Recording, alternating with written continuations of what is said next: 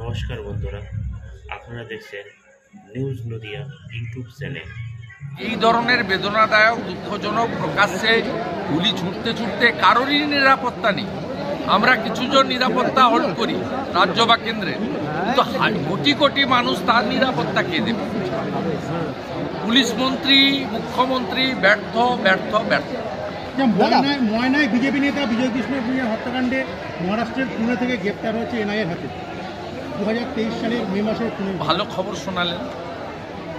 ভালো খবর শোনালেন, বাকিদেরও করা উচিত।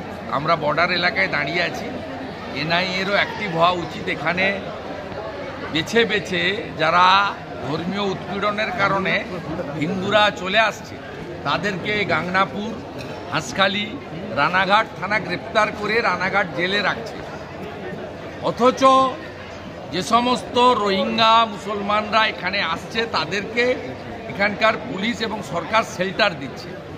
সবচেয়ে আনফর্চুনেট, এখানে তৃণমূলের নেতারা আধার কার্ড, এপিক কার্ড এইগুলো তৈরি করে দিচ্ছে এবং পাচার করছে।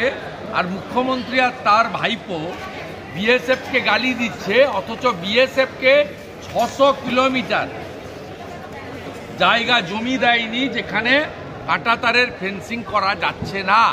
বিএসএফকে কাজ করতে পুলিশ দেয় না, তৃণমূলের লোকেরা দেয় না। অনুষ্ঠানে বাংলাদেশি গায়িকা সিপিএমের এক কর্মসূচিতে আসছেন বাংলাদেশি গায়িকা।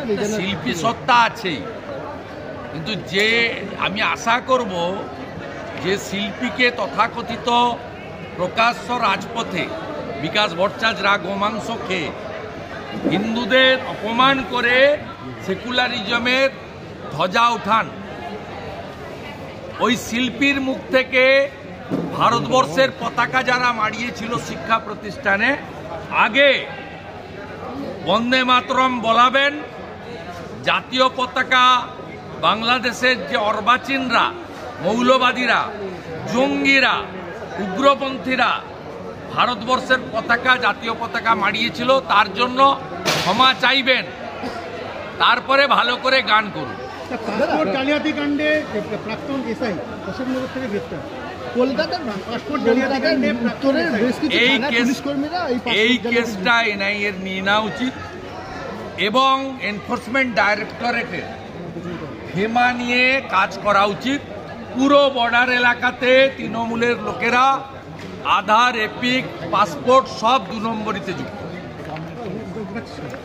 জগন্নাথ দা এ ব্যাপারে আরো experience, local MP, local MLA. Aparajita bill, anti-rape bill, which was passed in State Assembly, did not say.